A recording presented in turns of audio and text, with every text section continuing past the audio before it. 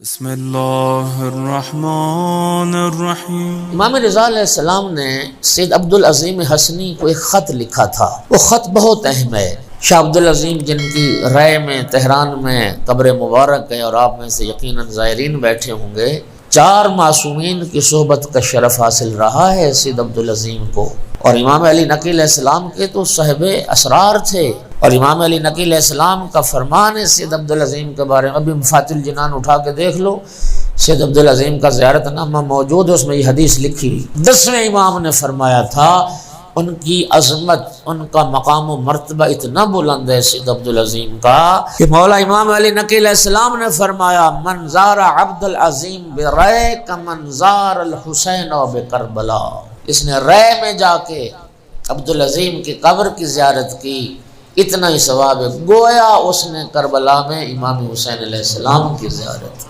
تو یہ سید عبدالعظیم کو امام رضا علیہ السلام نے ایک خط لکھا اور علماء نے اس خط کو ذکر کیا ہے۔ میں چاہتا ہوں کہ چونکہ مجھے تو یقین کریں یوں لگتا ہے کہ جیسے آج کے زمانے کے شیعوں کے لیے مولا نے وہ خط لکھا ہو۔ اب ہے اجازت میں وہ خط سنا دوں؟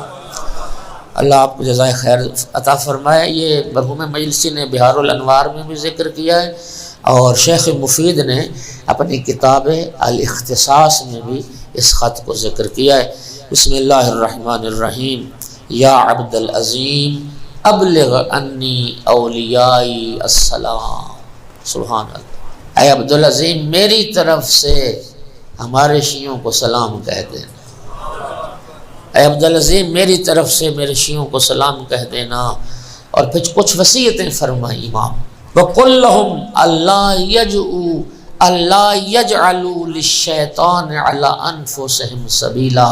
اے سید عبدالعظیم میرے شیعوں کو یہ بات پہنچا دینا کہ کبھی شیطان کو اپنے اوپر مسلط نہ ہونے دیں، شیطان کو راستہ نہ دیں، شیطان کو اپنے اوپر غالب نہ آنے دیں۔ وَتَرْكَ الْجِدَالِ فِي مَا لَا يَعْنِيهِمْ۔ کیا خوبصورت ہو گیا۔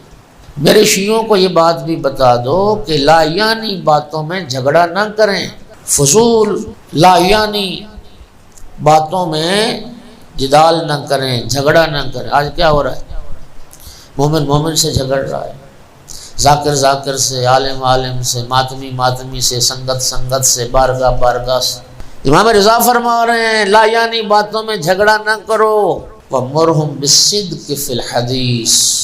اور میری طرف سے میرے شیعوں کو حکم دو کہ جب بھی بولیں سچ بولیں، سچ کو، سچائی کو اختیار کریں۔ وَأَدَاءِ الْأَمَانَةِ۔ اور میرے شیعوں کو کہہ دو امین بنیں، امانت میں خیانت نہ کریں، اور صاحب امانت کی امانت کو امانت کے ساتھ رد کریں۔ وَمُرْهُمْ بِالسُّكُوتِ۔ اور میرے شیعوں کو خاموش رہنے کا حکم دو، خاموش رہو، اپنی زبانیں بند رکھو۔ سرکار کی ایک دوسرے مقام پہ حدیث ہے بولنا چاندی ہو تو چپ سونا ہے، اگر بولنا چاندی ہو تو چپ سونا ہے۔ وَتَرْكِ الْجِدَالِ وَإِقْبَالِ بَعْضٍ عَلَىٰ بَعْضٍ وَالْمُزَاوَرَةِ۔ کیا خوبصورت جملہ۔ فرمایا میرے شیعوں کو حکم دو ایک دوسرے کی زیارت کے لیے جایا کریں، ایک دوسرے سے ملاقات کے لیے جایا کریں، آپس میں تعلقات روابط مضبوط بنائیں۔ فَإِنَّ ذَلِكَ قُرْبَةٌ عِلَيَّ۔ میں امام رضا فرما رہے ہیں میری اگر قربت چاہتے ہو تو پھر میری قربت کا بہترین ذریعہ یہی ہے کہ مومن مومن سے ملاقات رکھے، مومن مومن کی زیارت کو جائے، نفرت کی دیواریں قائم کرو، محبت اور پیار کے رشتے بڑھاؤ۔ اللہ فرماتے ہیں وہ مومن میرے قریب ہوگا۔ وَلَا يَشْغَلُوا أَنفُسَهُمْ بِالتَّمْزِيقِ بَعْضٍ بَعْضًا۔ تمزیق، اللہ اکبر۔ میرے شیعوں کو یہ کہہ دو ایک دوسرے کی شخصیت کشی، ایک پارا پارا کرنا اسے کہتے ہیں تمزیق عربی میں۔ ایک دوسرے کی شخصیت کو پارا پارا نہ کرو، ایک دوسرے کی شخصیت کو کچلو نہیں، پامال نہ کرو۔ فَإِنِّي آلَيْتُ عَلَىٰ نَفْسِي۔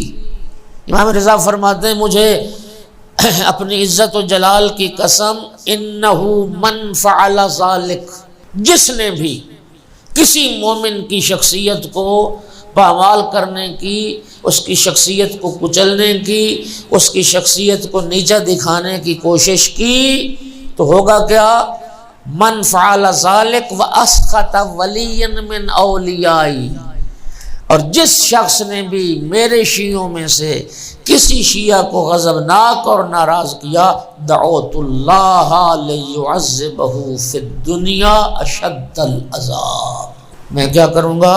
فرمایا میں اللہ سے دعا کروں گا کہ اللہ اسی دنیا میں اس پر سخت ترین عذاب نازل کرے۔ وَكَانَ فِي الْآخِرَةِ مِنَ الْخَاسِرِينَ، اور پھر قیامت کے دن وہ خسارہ اٹھانے والوں میں وہ ہو جائے گا۔ اگلا جملہ وَأَرِّفْهُمْ أَنَّ اللَّهَ قَدْ غَفَرَ لِمُحْسِنِهِمْ وَتَجَاوَزَ عَنْ مُسِيئِهِمْ۔ سبحان اللہ۔ عبدالعظیم میرے شیعوں کو یہ بات بتا دو اور اچھی طرح سے سمجھا دو کہ اللہ نے ہمارے شیعوں کو معاف کر دیا۔ لِمُحْسِنِهِمْ، جو نیکوکار ہیں اللہ ان کی بھی مغفرت فرمائے گا، وَتَجَاوَزَ عَنْ مُسِيئِهِمْ، اور جو گناہ گار ہیں اللہ گناہ گاروں سے بھی جو ہے وہ رحمت سے معاملہ کرے گا۔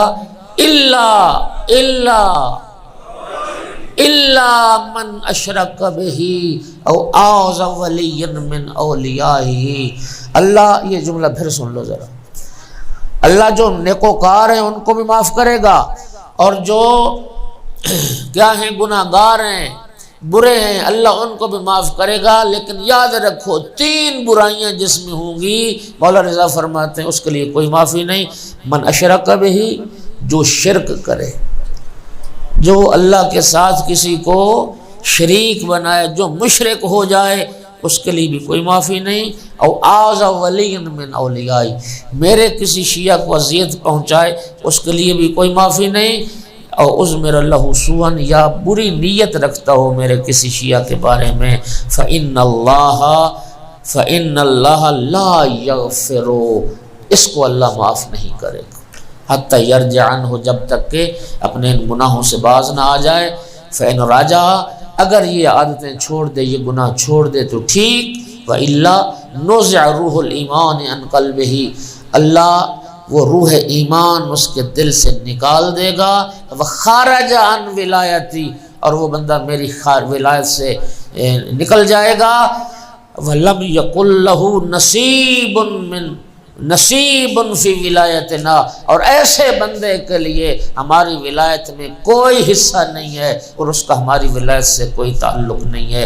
وَأَعُوذُ بِاللَّهِ مِنْ ذَلِكَ، اور پھر امام نے لکھا کہ میں ان ساری چیزوں سے اللہ کی پناہ مانگتا ہوں۔ اللہ رب العزت ہمیں ائمہ کی تعلیمات پر عمل پیرا ہونے کی توفیق عطا فرمائے، اپنی دنیا اور آخرت کو سنوارنے کی توفیق عطا فرمائے۔